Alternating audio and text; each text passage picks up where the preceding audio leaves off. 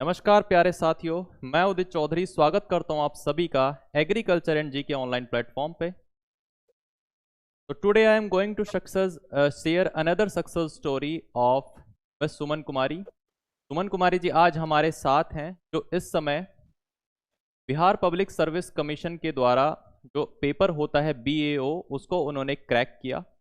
तो आज हम इनसे जानने वाले हैं इनकी स्ट्रेटजी के बारे में, किस तरह से इन्होंने तैयारी की और किस तरह से इन्होंने इस लक्ष्य को प्राप्त किया। तो सबसे पहले बहुत बहुत स्वागत है सुमन जी आपका, thank you sir. And very very congratulations from the entire team of agriculture and GK for your success. Thank you so much sir. Thank you. तो first of all we started with your brief introduction. आप हमारी audience को अपना brief introduction दे दीजिए। Yes sir. Sir, मेरा नाम सुमन कुमारी हुआ। मैं बिहार जिले की भागलपुर डिस्ट्रिक्ट की निवासी हूँ। मैंने अपना स्कूलिंग जवाहर नवोदय विद्यालय बांका से किया है। उसके बाद BSc agriculture Bihar agriculture university Sabour Bhagalpur से की है। उसके बाद मैं सर एग्रोनॉमी से MSc की हूँ विश्वविद्यालय वेस्ट बंगाल बोलपुर से, शांति निकेतन से। उसके बाद सर मैंने 2023 में मेरा MSc कंप्लीट हुआ। उसके बाद मैं जॉब में आ गई। सबसे पहले तो जीविका में YP के पोस्ट पे काम की। उसी दौरान सर मैंने ये कोर्स परचेज किया था BO के लिए, क्योंकि उस टाइम नोटिफिकेशन भी नहीं आया था, बट कोर्स स्टार्ट हो गया था, तो मैंने परचेज कर लिया था। तो जॉब के साथ भी थोड़ा थोड़ा पढ़ती थी। उसके बाद 3 मंथ के बाद ही सर मैं वो जॉब छोड़ दी। तो फिर KVK में TA पोस्ट पे CRA एक प्रोजेक्ट आता है, उस पे मैंने सर काम स्टार्ट किया, तो सबौर KVK में मैं ज्वाइन कर ली थी। उसके बाद सर उसी दौरान ये एग्जाम हुआ, फिर रिजल्ट है। तो आपने सीरियसली इस एग्ज़ाम के लिए अपना जो पढ़ाई है वो कब स्टार्ट की और किस तरह से आपने जो है अपनी स्ट्रेटजी बनाई इस एग्ज़ाम के लिए। सर एक्चुअली मैं कोर्स तो ले ली थी पहले ही, जब मैं जीविका में थी उस टाइम 3 मंथ तो मैं बहुत ज्यादा नहीं पढ़ पाती थी। रिकॉर्डेड लेक्चर देखती थी, बहुत 2x स्पीड पे देखती थी, क्योंकि MSc की हुई थी, तो मुझे बहुत ज्यादा परेशानी नहीं होती थी समझने में चीजों को। बस मैं सर जो पढ़ाते थे उसको अच्छे से नोट बनाती थी, और उसका शॉर्ट नोट सर मैं उसी टाइम कर लेती थी। जितना चैप्टर पढ़ लेते थे उसका शॉर्ट नोट्स भी मैं बनाते चली जाती थी। उसके बाद 3 मंथ के बाद सर मैं जब KVK में गई, तो वहाँ बहुत काम का प्रेशर था, तो उतना टाइम नहीं मिल पाता था। जो पहले जो मैं पढ़ी थी उसका नोट्स शॉर्ट नोट्स था, तो वो बहुत हेल्पफुल हुआ मेरे लिए। फिर वहाँ पे भी मैं रात में दिन में तो नहीं पढ़ पाती थी, लेकिन रात में रिकॉर्डेड लेक्चर को मैं पूरा देखती थी, और उसके बाद नोट्स वही शॉर्ट नोट्स बना के उसको रिवाइज करती थी सर। तो वो बहुत हेल्पफुल रहा। मतलब ओवरऑल बोले तो सर मैं आपके कोचिंग यहाँ एग्रीकल्चर एंड जीके कोचिंग का पूरा नोट्स पढ़ी हूँ, और उसके अलावा निम्रा सुंडा को भी थ्रोली अच्छे से पढ़ी थी। तो मैं जानना चाहूँगा कि क्या आपका रिएक्शन था जब आपको पता चला आपके रिजल्ट के बारे में, और आपकी फैमिली का क्या रिएक्शन था उस टाइम पर। एक्चुअली सर जब रिजल्ट आया था, तो मैं जब KVK में काम कर रही थी, तो वो जॉब छोड़ दी थी, क्योंकि मेरा PhD में एडमिशन हो गया था सवार एग्रीकल्चर यूनिवर्सिटी में। तो उस टाइम मैं एडमिशन ले ली थी, फर्स्ट सेमेस्टर में थी। तो रिजल्ट जिस दिन आने वाला था, तो पता ही था कि आज कल आने वाला है। तो उस टाइम इवनिंग का टाइम था, मैं वॉलीबॉल सर खेलने गई थी, तो मतलब बहुत ज्यादा प्रेशर था, तो मुझे लगा कि अब जो होना होगा होगा ही, क्योंकि सर जॉब के साथ थोड़ा हेक्टिक हो जाता है।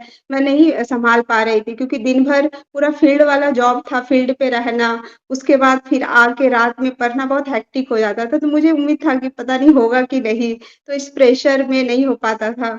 तो उस दिन मैं खेलने के लिए चली गई थी, वॉलीबॉल खेल रही थी, तो अचानक से फील्ड पे ही सब लोग बोले कि रिजल्ट आ गया। तो उसी टाइम मैं मोबाइल खोली, PDF तो ग्रुप में आ ही गया था, तो अपना की थी, तो उस टाइम दिख नहीं रहा था। तो फिर से एक बार मेरे मेरे बगल में एक मेरे फ्रेंड भी था, तो वो बोला फिर से सर्च करो।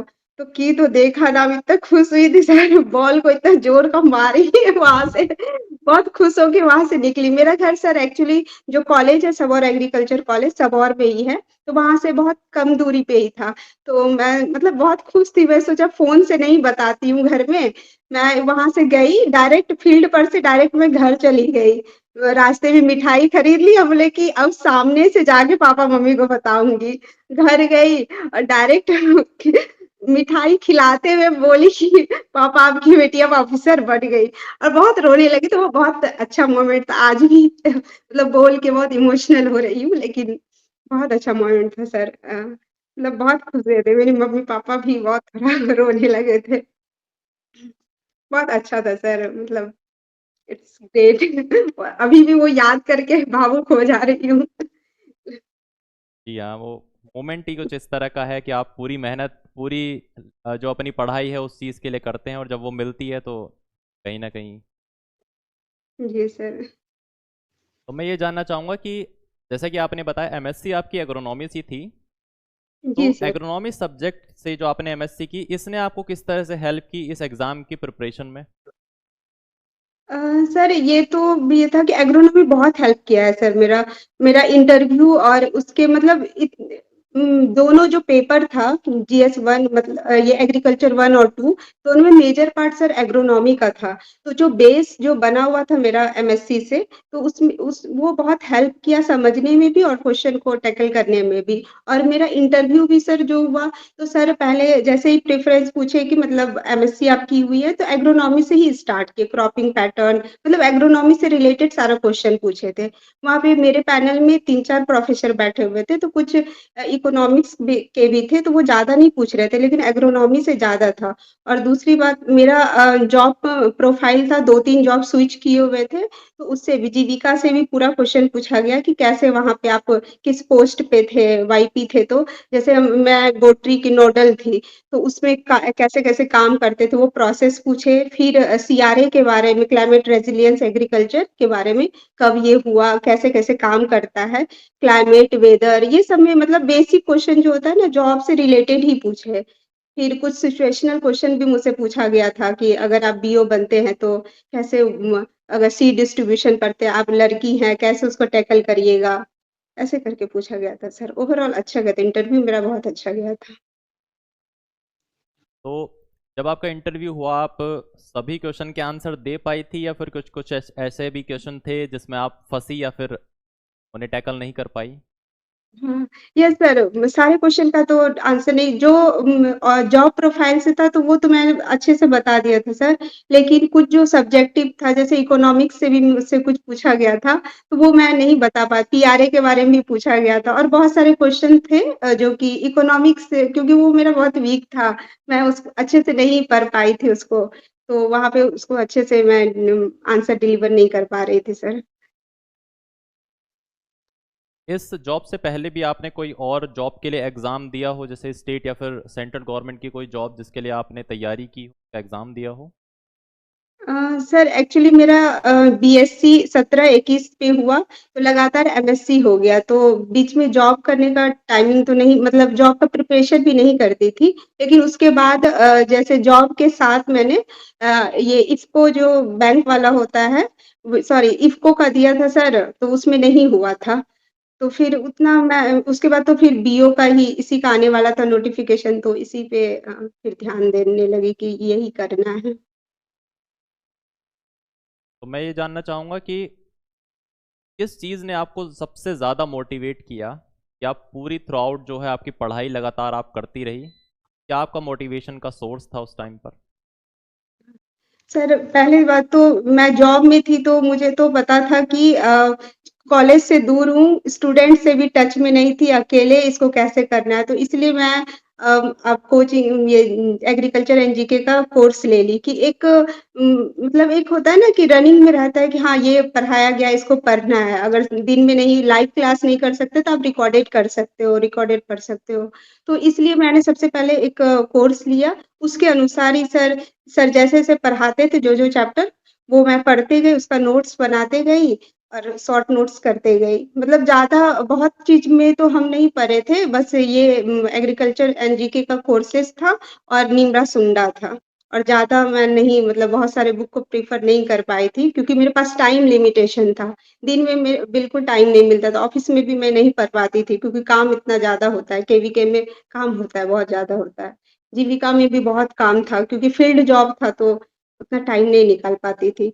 तो डिसिप्लिन में मेरा मेंटेन इसी से था कि कोर्सेज़ ली थी तो उस हिसाब से एक डिसिप्लिन हो गया था कि हाँ, ऐसे-ऐसे करना है, इतना इतना पढ़ाया गया, आज नहीं तो कल एक-एक वीक का मैं टारगेट लेती थी, इस वीक में इतना लेक्चर कंप्लीट कर देना है, उसका नोट्स बन जाना चाहिए, ऐसे करके। तो बहुत हेल्पफुल रहा सर मैं वहाँ से सर लोग से तो बात नहीं होती थी, लेकिन ऐसे वो कोर्सेज़ मैं पूरा थ्रोली अच्छे से पढ़ी हूँ, बहुत हेल्प हुआ है मुझे, उसके लिए थैंक यू सर।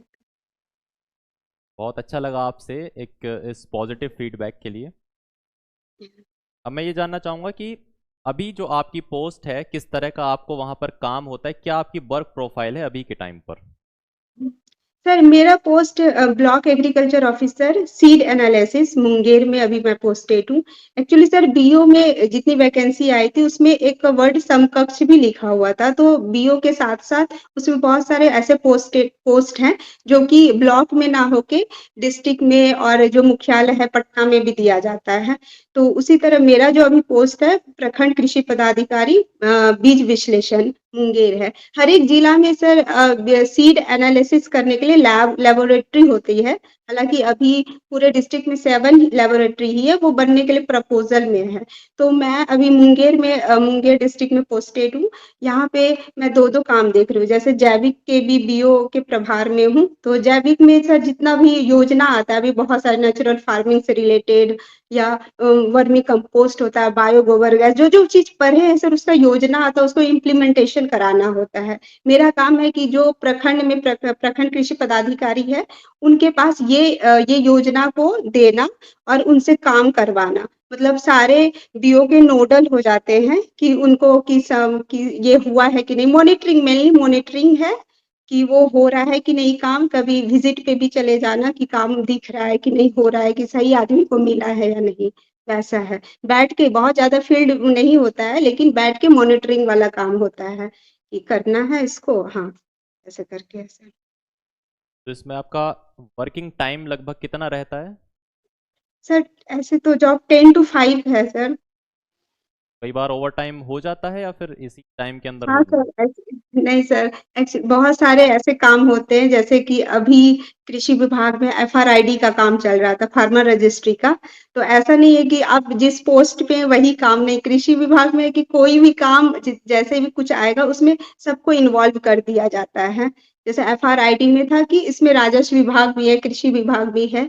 तो जो चीज़ के लिए आप असाइन नहीं है वो भी आपको करना है। वो पटना से ऑर्डर आ जाता है कि सारे बीओज़ को सबको लगना है। तो यहाँ एक के बाद कुछ न कुछ काम आते ही रहता है, किसान के हित में ही रहता है क्योंकि अभी फार्मर रजिस्ट्री बहुत सर मतलब अच्छे उस पे जा रहा है कि पहले जो होता था कि ऐसे ही दे दिया जाता था सारा योजना, लेकिन अब है कि नहीं किसान का रजिस्ट्री होगा, जिसका रजिस्ट्रेशन हो जाएगा उन्हीं को उसका लाभ मिलेगा। इसलिए ये अभी काम अभी ज़ोरों-शोरों से चल रहा है यहाँ पे सर। हर एक डिस्ट्रिक्ट में अभी ये चल रहा है। तो कोई भी एस्पिरेंट जो तैयारी कर रहा है इस जॉब के लिए वो लगभग कितना स्टार्टिंग सैलरी जो है वो एक्सपेक्ट कर सकता है? सर वो वैरी करता है सर डिस्ट्रिक्ट पे, लेकिन जैसे जो डिस्ट्रिक्ट में पोस्टेड है, मेरा जैसे अभी सर इन हैंड मेरा 72,000 आता है सर। वो अलग-अलग जैसे जो ब्लॉक में है, रिमोट एरिया में उन लोग का कम होता है, जो शहर में है उसका सीटीए अलाउंस मिल जाता है तो ज़्यादा हो जाता है। जो कोई पटना में पोस्टेड उनका 77 तक भी चला जाता है सर नेट। मतलब एवरेज लगभग 70 के आसपास मान के चल सकते हाँ, हैं। 70 के तक आप मान सकते हैं, एवरेज इतना ही। तो नेक्स्ट मैं जानना चाहूँगा कि एग्रीकल्चर एंड जीके ने किस तरह से आपको हेल्प की और किस तरह से आपने इफेक्टिवली इसके मटेरियल को यूटिलाइज किया?